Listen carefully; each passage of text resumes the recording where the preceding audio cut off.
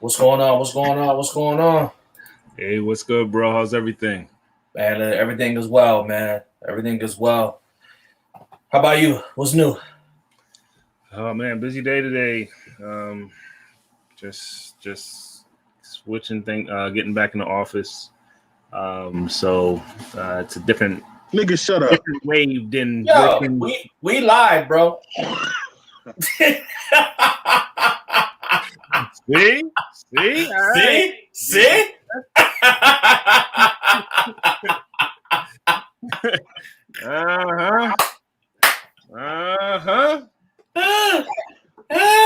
Bro talk, man. Never a dull moment, man. Y'all some clowns for that. Bro, we said we was going live. I didn't hear you say you was going live. You should have do a better job of communicating. We got a whole chat box over here. You should do it. Man, you're not a good moderator, man. Isaac, you the Y'all new can't fire me. Nope. You fired, man. You just a commentator now. Yo, man, we just started. You letting the people see. Welcome to Bro Talk conversation on stage, man. It's you fired. Welcome to Bro Talk, man. That's people. Now we all can see that we're human beings, everybody. Hey, listen, we had a 7:30 time, man. We got to be on time, so we had to move. I was forward. Here. You the one, man. Shut up. I was on at 7:30. I was on talking at 7:30. I was trying to give my intro, and then you came in with the we ain't gonna go back there, man. We ain't gonna go back, man. We gonna move forward. Yo, he pulled a Brock though. Straight up. Don't be all shut up. Everybody that's watching, we are brothers. We love each other. This is how we do. We have these spats sometimes. Y'all both OB7 for that. Bro, yo, I play. Wow. Man, listen, if it was anybody else, I'd be like, all right, whatever. But nah, B. Nah, son. Nah. Yo, cats don't make it when B come around, bro. That's all I gotta say. Cats don't make it when B come around. I'm good. It is not heart and desire. Heart and desire, that's all. Yo, that was the funniest thing, man. Yo, that stuck in my head for years. Commitment and desire. That's it. Oh man. Paulo, what's going on, brother? I heard from Ike. What's good? What's new? Man, not much, bro, man. Had a great weekend, you know what I mean? I took my son and my oldest son, Paulo, and two of my nephews to the Brockport homecoming game. Shout out to Brockport. They put a whooping on Hartwick College. But again, was dope about it is my son and my two nephews, like they wanted to, give high fives to all the players. So whether it was Hartwick or Brockport, man, every one of them kind of, they stood out there with their hands out and they showed love. So even that's what's up. So again, at the end of the day, you know what I mean. The competition didn't take so much precedence that it caused them to get despondent towards what really matters, and that's some little kid was out there and wanted to show love, and they returned that love, That's what's up, man. That's what's up. Yo, shout out to Lee Kills. I just seen him post up here, man. What's going on, bro? Right. Oh, Kills on here? What's up, Kills? Yeah. Man, I wanted to go Bruiser for a second, but I ain't gonna do it. Hey, man, some of the young brothers came up, man, this weekend. Y'all seen Paulie? Yeah, man. Yeah.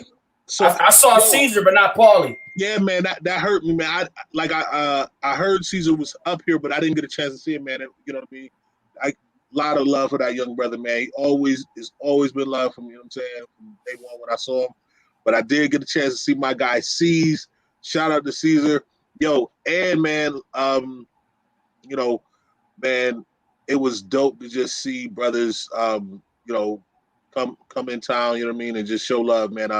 So also shout out to Odalis and Justin, man. They traveled up here, you know what I'm saying? Yeah, man, I didn't get a chance to see Justin, man. That kind of hurt me, man. I didn't get a chance to check him out. Cheyenne, you know what I'm saying? From Cheyenne came through. Spring Was there. You know what I'm saying? So shout out to the Neo Spring. Yeah, no doubt. You know, he had came up as well. Ebenezer, he's still in school, but I got a chance to see EB, and it was good, man. You imparted some wisdom into them young brothers. Yeah, I you know what I mean. For what little bit I may have to offer, you know what I mean. I definitely tried to maximize the moment. What kind of question is that though, man? It's like bRHO talking is like you eating, man. It's the same thing. What'd that be?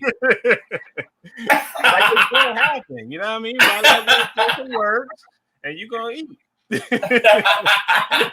yo, no matter what the occasion is, Kareem gonna find some food. Listen, man. So Isaac, just count this number. This is number two Brock moment. I just held back because I started to say something. You know what I mean?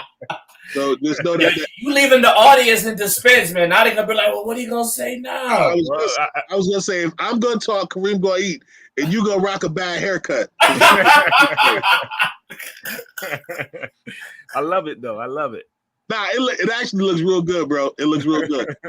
What I was gonna say was I got a chance to see a few of my teammates too that I played with. Yo, I seen Lionel was there, man. Yeah, man, I saw Lionel. I got a chance to meet Lionel, his wife, and his son. His son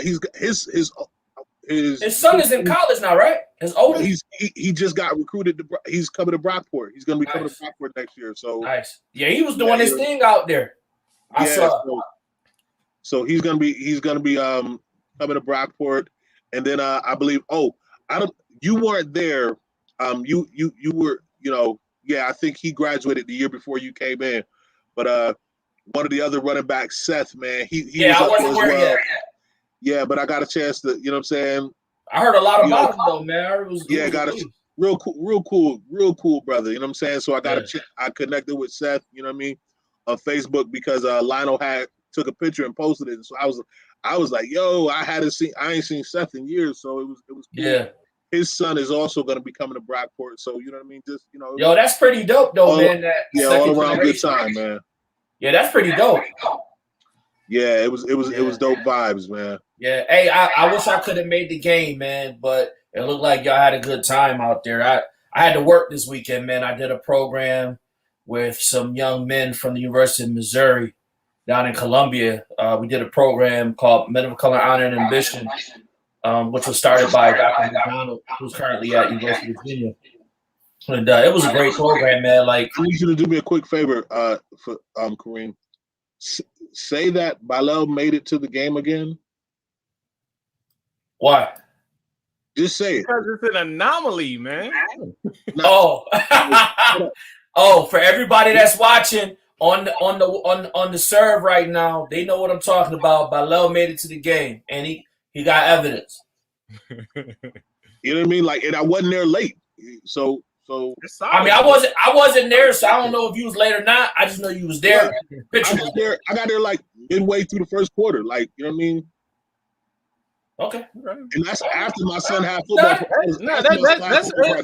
That's really good for you. That's really good. That's early. I do that. Yeah, that's good. When we went to the Aquinas game and watched Aquinas and Monroe, I beat Kareem there. Like, y'all stop fronting on me. That's true. He did beat me there. Duke said you got there in the fourth quarter, man. Yo, Duke. Duke is Duke right now. Duke, he said you got 7 coming just for telling stories, bro. Yeah. We know where you live. Nah, shout out to Duke too, man, for making sure bros felt accommodated out there as well. I didn't make it, but I heard that there was opportunities for a lot of the bros to come out. So we appreciate that, man. Showing love. Yeah. Oh, shout out to Shay too, man, because he had held a couple nights at his spot, man. So shout out to him, man, for opening up his spot. And matter of fact, I want to shout out Chaz Bruce, man. Just listening to that brother talk, man, like that brother's a gem in this city, man. You know how you know somebody. You know what I mean? You know they doing good things, but when you sit down and actually listen to him talk, you like, oh, man, like, yo, he's doing his thing out here, man. So definitely let's celebrate that brother, man, for real. Doing his thing in the TikTok world. Yeah, definitely, man. Yeah. For sure. So today, you know, for the next maybe 10, 15 minutes, man, we wanted to discuss this Squid Game movie, man. Let me just tell you how it started, man. A couple weeks ago, my wife, man, she was watching it, and I was like, "Yo, what are you watching? Like, some look crazy." You know what I mean? So I was like, you know what? I kept seeing it, man, and I was like, "Yo, let me check it out." I watched one episode, bro, and that was it. I was hooked, and I watched the whole thing, man, straight through because I just couldn't. I couldn't understand, like, why in the world will y'all subject yourself to this? Like, why? And I guess that's what we'll discuss today, you know, among some other things that we saw. So I'll just throw it out there, man. Anybody wanna start, man? But like, what stood out to you from watching the show? I got a couple things, but you know, I want to hear what y'all talking about. Go ahead, Donut. Nothing, man. I ain't like it that much. Not so for me, I think what really stood out was in the beginning, right? Were just people's you know, how you can get so far down and how you can get so desperate that you will do almost anything, you know, for the chance of making money. You know Hold up. Time out. My bad. Hold on. I'm just gonna spoil this part. Bro, I'm not gonna play a game unless somebody slap me though. Like, yo, that's wild. I mean, you get slapped, And or you gotta pay somebody. Was it 10 G's? You never watched the competition, man? They be having the competitions where they be slapping each other. Like, like You pledge, right? like, word. Who pledged? Yo, listen again. Yeah, it wouldn't be me, but I'm saying I watched the competitions. Like, yo, they really just let me. Nah, man. Nah. Like, yo, I mean, I'm laughing just out of like disbelief almost. Like, but what was the alternative for them, right? I mean, they didn't have an. Oh, that's the question, right? What was the alternative? Like, the alternative was come up with 10 grand that you don't have because the reason that you're playing this game is because you need the money or get slapped in the face. Yeah. And obviously, as you continue to watch the show, you see what the you know, what happens if you don't succeed. You know what I mean? So yeah, the alternative for them, you know, at that point in time, there really wasn't one. Yeah. Really so here's the cool part about that. Like, I got 10 grand. Let me slap one of y'all real quick. All right. I ain't guaranteed to give it to you afterwards. I just, you know what I'm saying? Oh, no. If it's a guarantee, it's cool, man. Like, man. Yeah, I heal. Like, people have been slapped before, you know what I mean, for nothing. So I'm not that afraid of it. It ain't even the fear thing for me. I just don't know if I can get slapped and not just cuffed back. Like, yo, it's I ain't built like that. Yo, the manager said the clap was free. Yeah, I guess you could take that in multiple ways. But so Clarence said that it was too predictable. What do y'all think about that? Like, and Clarence, if you hear this, man, wasn't you talking about the entire show, or you just talking about that piece of it? But what do y'all think? Was it too predictable? Did you see what was coming next, or were you surprised? Like, I'm gonna watch it again. You know what I mean? I'm probably about 3/4 of the way through the series. I think I'm like episode 5 or 6 now. So I made it to the end, admittedly. But what I've been watching for more so is kind of the pull out. You know what I mean? Like, when you start seeing certain things, I'm not even necessarily trying to figure out, which is odd for me because most of the times when I watch a show or watch something, I'm watching and I get ahead of it. Like, you know, I'm like, oh, I don't, you know. I mess with my wife sometimes. We'll watch you know, a Shonda Rhimes show, and I'll be like, oh, I done figured you out, Shonda. I know this is what's about to happen. This, you know what I mean? You know, because she tried to write the way she writes, it will have you thrown off. You know what I mean? Yeah. So my point just simply being that with this, it's been a little bit different because it seems so far fetched that more, rather than getting into the storyline of it and trying to figure out where the story's going or what's happening next. It's more for me. I've been more extracting. You know what I mean? What are they really getting at, or what are they really saying with with this whole kind of concept? That's been more of what I've been looking, gathering out of it and pulling out of it is the concepts that kind of jumped out at me. Well, there's a point in the movie, I don't know if you gotten to this point yet, but where there's this thing about how the people in the game are viewed as horses, not as people. Basically, they're like pawns in the game. Okay, yep. And then there's folks who's looking on for entertainment or gonna be looking on for entertainment. Yeah. That bothered me like a lot. But then I thought about it and I said, okay, if someone gets to a certain point of wealth, there was also this notion of boredom. Like, well, what else can I do? Like, I can buy anything in the world. I can pretty much do anything. So why wouldn't I partake in this thing as entertainment? And I thought about that and I was just like, man, that's kind of twisted. But probably from their perspective, it's probably not, right? Because if you can buy and have anything you want, then you almost play this position of God. And even that came up in the movie as well. With I don't know if you got to the part yet, but it was almost like they was taking stabs at Christianity like a few times. But I'll stop there. Let me say this, like for anyone who didn't kind of listen to us maybe a week or two ago, like how we were just talking about, you know what I mean? Has anybody seen Squid Games like that? This is kind of how this discussion started on this platform. We were just kind of again catching up over the weekend. I was like, oh yeah, I watched this, and have you seen it? And so we started talking about it, and then as the series has kind of gotten more traction and kind of more people have seen it, and that's what made us decide to kind of talk about it and dig into the theme. So, and if you remember, I kind of touched on what you just said a couple weeks ago. Oh, right. Just in that, and I can't think of the guy's name on YouTube, but he's he has a page, and and one of the last ones I watched, because my kids watch him. He had like a big warehouse and he had a circle. And he put a bunch of people in there and said, hey, basically, last person in the circle, wins all this money, this ridiculous amount of money.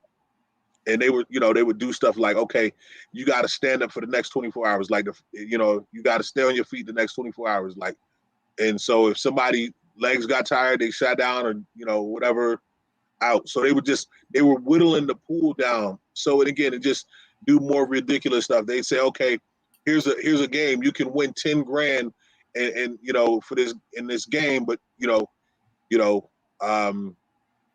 might, if you do something that ends up kind of taking you out of the circle to do it, or if you touch the ground outside of the circle, you end up you lose out. Now you're out of the whole game altogether. So just my point is just simply that when we were talking about it a couple of weeks ago, and I said, growing up watching wrestling, I remember the $1 Million Man used to say everybody's got a price.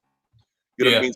So that is one of the themes that we kind of, to your point, that definitely jumped out at me is that, you got people with money, and for whatever reason they'll find ways to entertain themselves.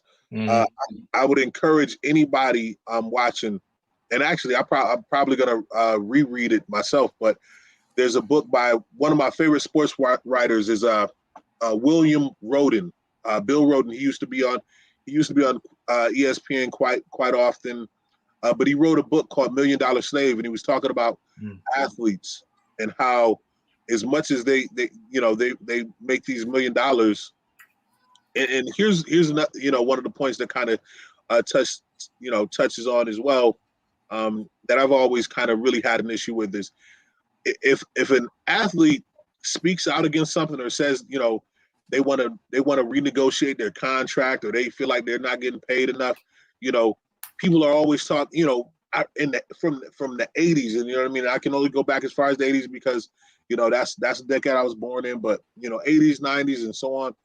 you know, if an athlete does something where people feel like, man, how dare they make $1 million just to dunk a basketball? Teachers should. I'm not saying teachers shouldn't make, you know, more money than they make.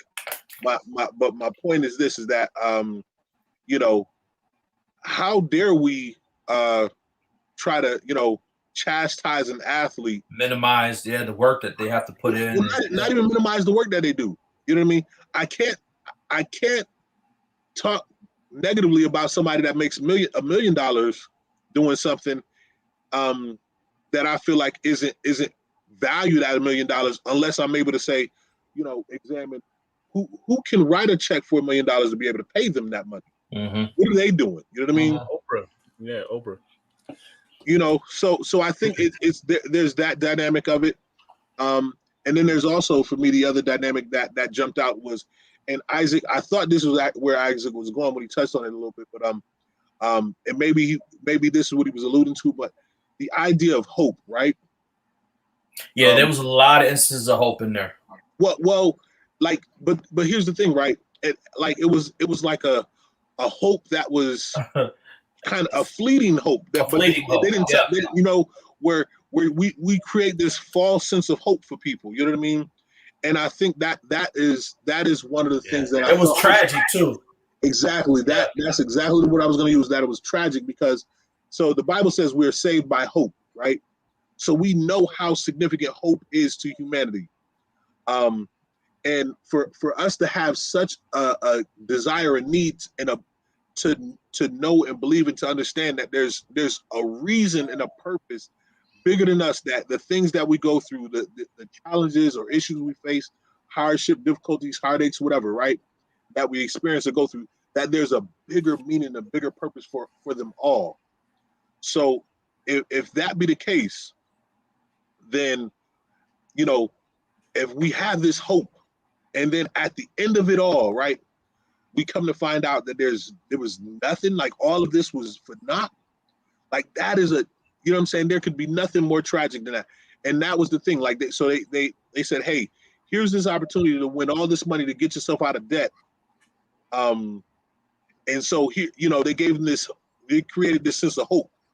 But everything that they did kind of got progressively more challenging and you know, basically impossible. Like, hey, we're gonna instill you with all this hope with really no chance of really being able to have that hope fulfilled. You know what I mean? And that is, to me, that's the tragedy of society. You know what I mean? And in so many ways, like they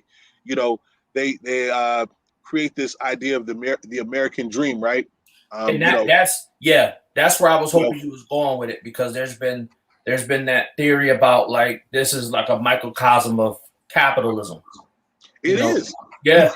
You know, hey, go to college. Like, you know, I was reading the article that kind of you had shared with us, and I believe it's the median debt in Korea, South Korea, is like $44,000, you know, equated to like $44,000, but the median income is like $33,000, something like that. You know what I mean? You're already in the red. Yeah. So, but if you know. So if you go and you find yourself, you create situations of debt, right? So, you know, they tell you go to college, you know what I mean? And then, you know, go buy you a house and you create all these buy cars, you know what I mean? You have all this debt, right? Yep. You know what I mean? And you essentially become a slave to all this debt. Yeah. And that's not, it's not really living, and then you ultimately do it until you die. Yeah. I mean, that is the, I mean, if you want to call it, that's the economic slave system right there, is getting people into debt, meaning that you are enslaved to the debtor. So like if you have, you know, we have mortgages, so we're a slave to Chase, ESL, all these banks, to whoever we get our cars through, whatever other loans that we have, you know. So I mean, and we talked about this before, right? About being debt free, becoming debt free. We know Ike has been, you know, doing his thing. We're all working on our, you know, becoming debt free, man. But like to have that freedom, I was just talking to my wife about this, man. Like I said, imagine every paycheck, we don't have to pay nobody. You know what I mean? Like beside, and I'm not talking about utilities. I'm not talking about that. I'm not talking about the phone bill. I'm talking about these big bills, the house, the car, and and student loans. Like imagine how free would be. Then I would be like, will we necessarily have to make $1 million at that point because we're free? Like, and you can't just. It'll be a lot easier to make $1 million at that point. It would be a lot easier.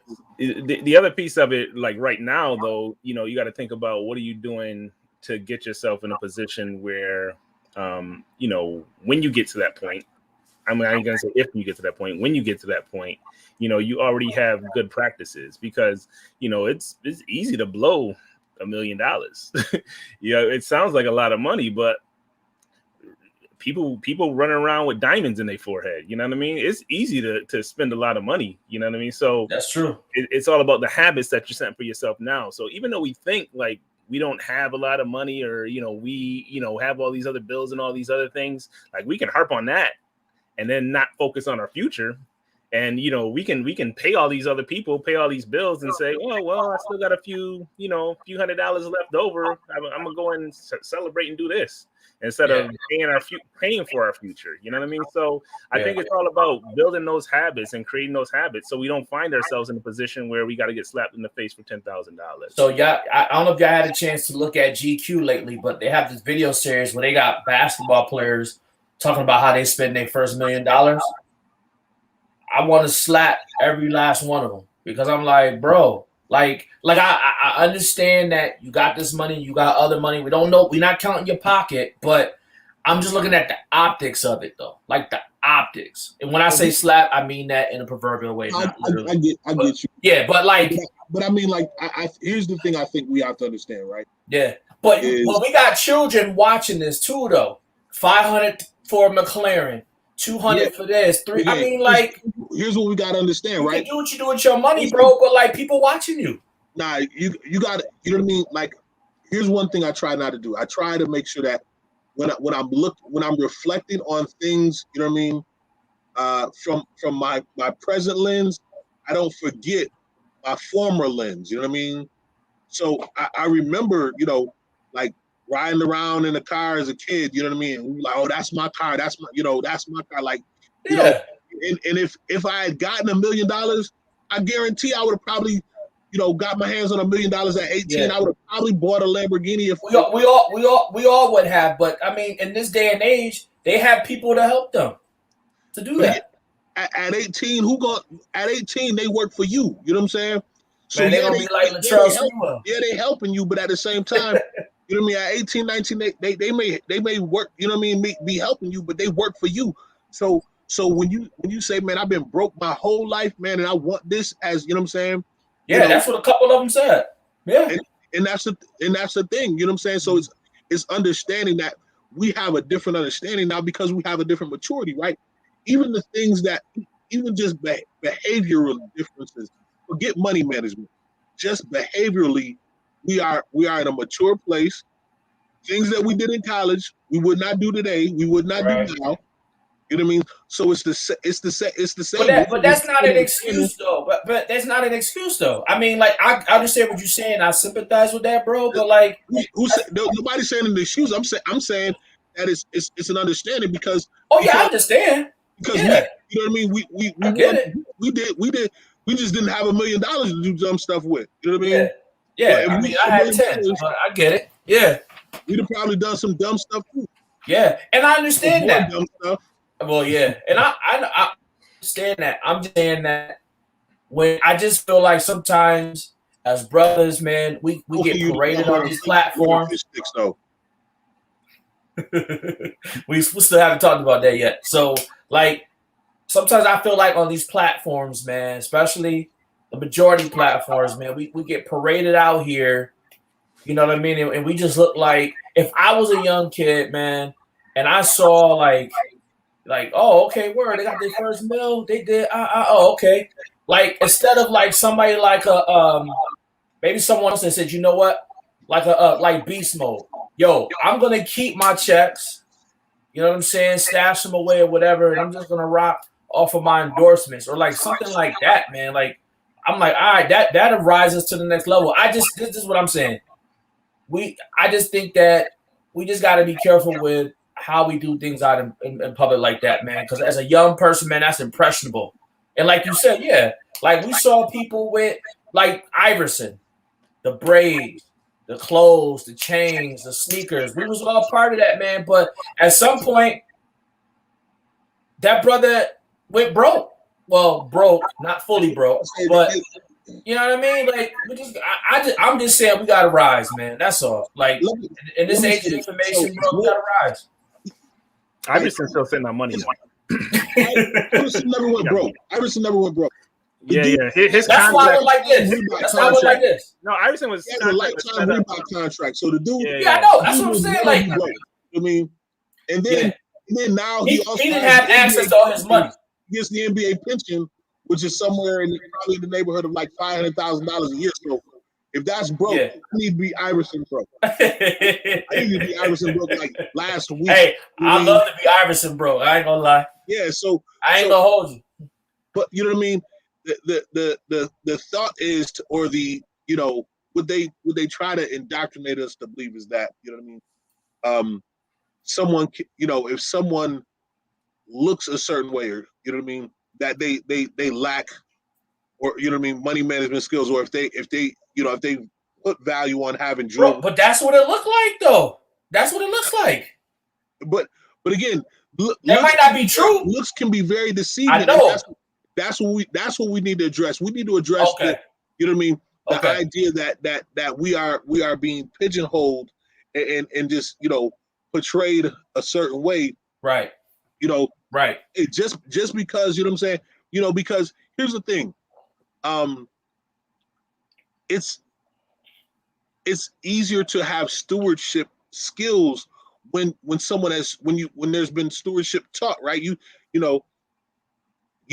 mimic or model the behaviors that have been around you. So you mimic or model survival behaviors if that's what you know what I mean? Hey, if you didn't see good financial, stewardship, what is there to model, and who's teaching it to you? You know what I mean? Well, the world ain't got to see it, man. So when you got 18 and somebody handed you $1 million and now said, hey, not only are you now the kind of the breadwinner for you, but you're the breadwinner for all these people. You know what I mean? It's really, like I said, it's understanding the dynamics that surround you know what I mean? So I understand that part, and I what I'm saying is I agree with you with that part. I'm just talking about the other part of it is the optics, and that's the part that you were just saying that really needs to be discussed. Is that may be the case, but that don't need to be public. That's just the point I'm trying to make. Is that if that is the case, then everybody ain't got to see that, because when people are watching it, they're gonna want to emulate that. It's whether you want to be who said it? Charles Barkley. He said, "I'm not a mentor," or who was it? Man, Charles Barkley will forever be a clown for saying that. But that's my point. Like, because no matter what the heart of his statement was, is that teachers and parents are role models. Yeah, that all got missed on the fact that, listen, at the end of the day, you have a platform, you're a role model. That's the point I'm trying to make. Yeah, but again, Charles Barkley saying that. Not Charles Barkley. I'm just saying, like, what I'm saying is that was a different context. At the point in his career when he said it, you know what I mean? He should have had a different understanding. Like an 18 or 19-year-old blowing $1 million. Like, listen, I'm not saying that, I'm not saying I wish he wouldn't have made different decisions. He or she would have made better decisions with that money, with that $1 million.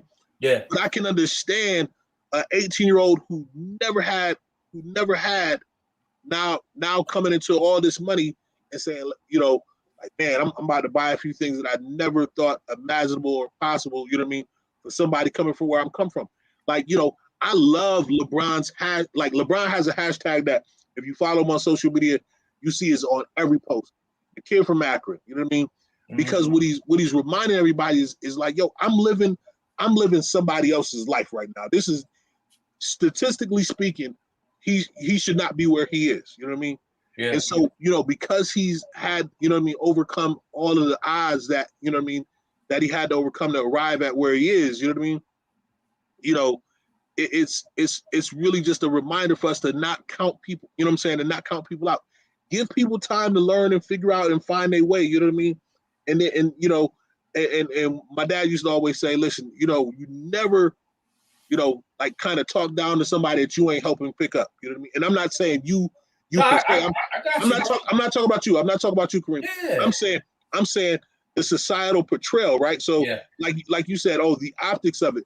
Well, there's people. Viacom made millions off of those optics, man. MTV Cribs was one of the worst things. Did y'all hear about that? The girl from 3LM said that they didn't even own the crib; they staged it.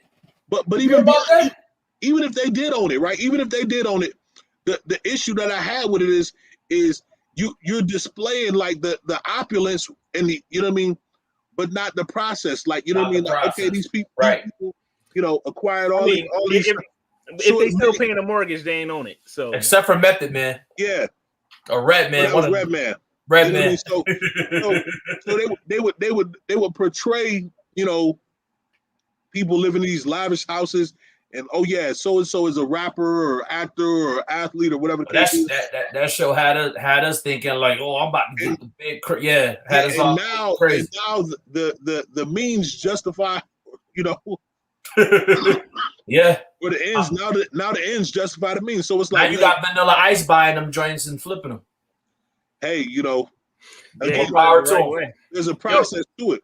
I know we about to wrap up shortly, but I just want this to go back to the Squid Game topic, right? And bRHO, I know you haven't finished yet. So the whole concept when you started talking about hope, keep watching, right? It's gonna come back to that, right? You know, so that concept is gonna come back out. There was one other concept that I think was really important that that, you know, it might have been easy to kind of skip over, but it was that whole idea of having choice all the way through.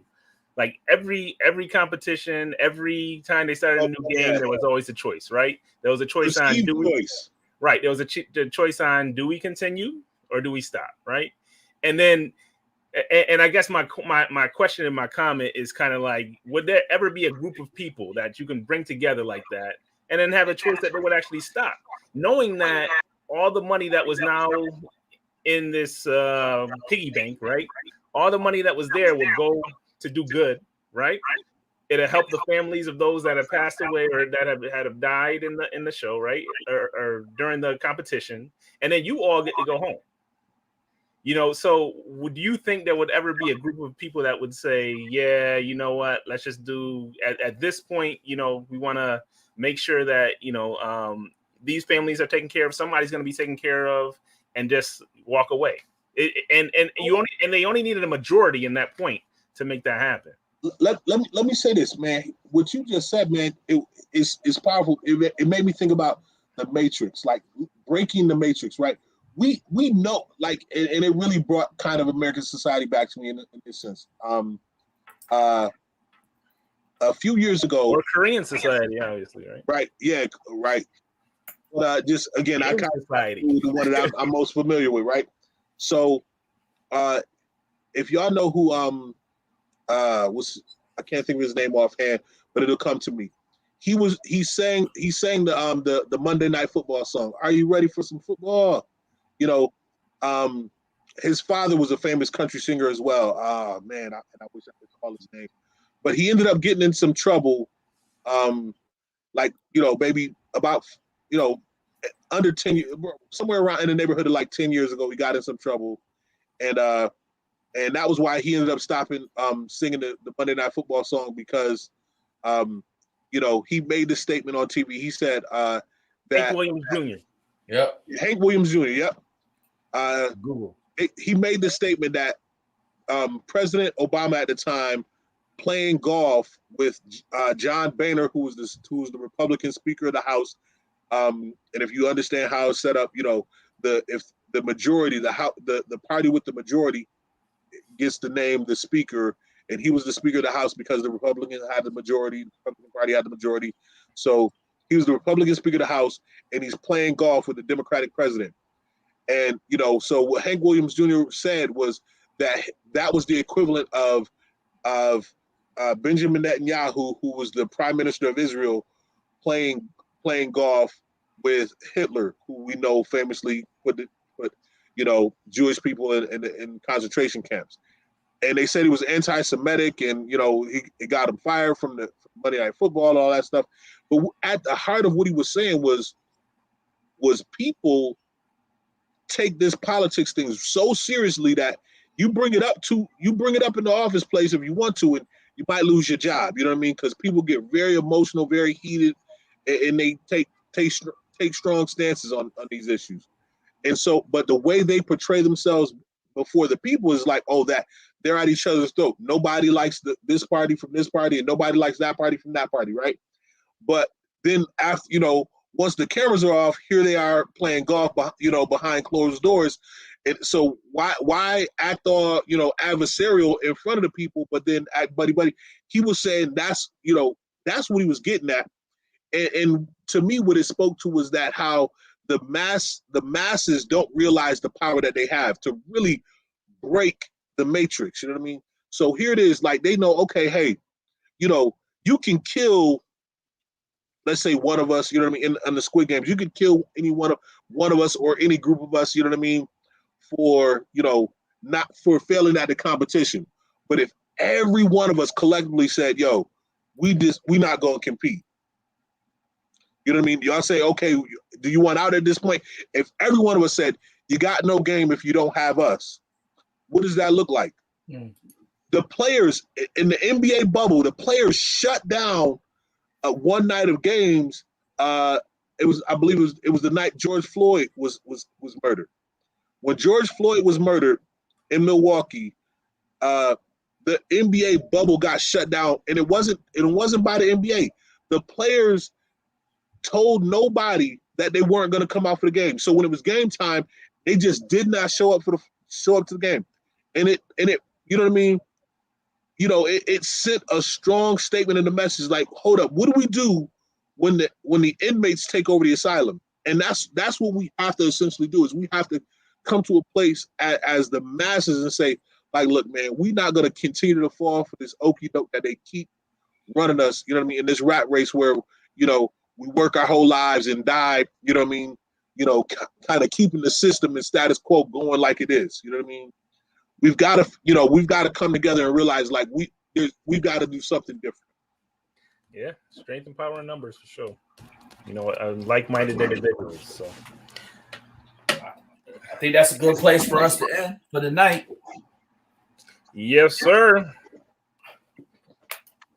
Who we got in the comments? We already shouted out Antoine. What up, bro? Bama was on with his Loud Avenue Wi-Fi. Listen, stop disrespecting my Dean. We got Duke coming up. Clarence, what's up, man? Manager, Deirdre, what's going on? Yeah, get our manager name right, man. Put Come on, man. Come on, I got you. That's all I got on my side. Happy belated birthday to my nephew, Deirdre's son, Josiah. He had a birthday a couple days ago. How old is he now? Oh, man. What is he? Double digits now, Deirdre? 9, 10? Whoa. No, he's 9. He's 9. Wow. Yeah. Hey, that just mean Isaac getting old. Yeah, nah. Basically. Dyeing his hair with that Just For Me joint. Beijing. No, it's Beijing. Oh, Beijing? Nah, man, it's all natural. The grays just twisted up in there, man. No doubt. Yeah, man. All right, so shout out to everybody that didn't comment tonight too, man. We definitely love to hear you guys' comments, so make sure that you do that. I know you guys are getting ready to go watch this football game, so we're not giving any names, right? No MNFs or what is it? We're not giving no names. But shout out to everybody that's about to go watch the game. Y'all enjoy. Shout out to Eli, who's coming to sneak up the stairs. Eli buckets. Yep. All right, so next week, man, we got another great topic for you guys. We look forward to hearing from you all. Yeah, I think that's it, right? That's it. Manager, I'm gonna finish watching too, because again, I'm interested to see like the rest of the teams come out. Yo, just be ready for the unimaginable. What's that? Can't tell you, man. You gotta watch it. Shut up, man. Peace. I see you hiding back there. It gets real.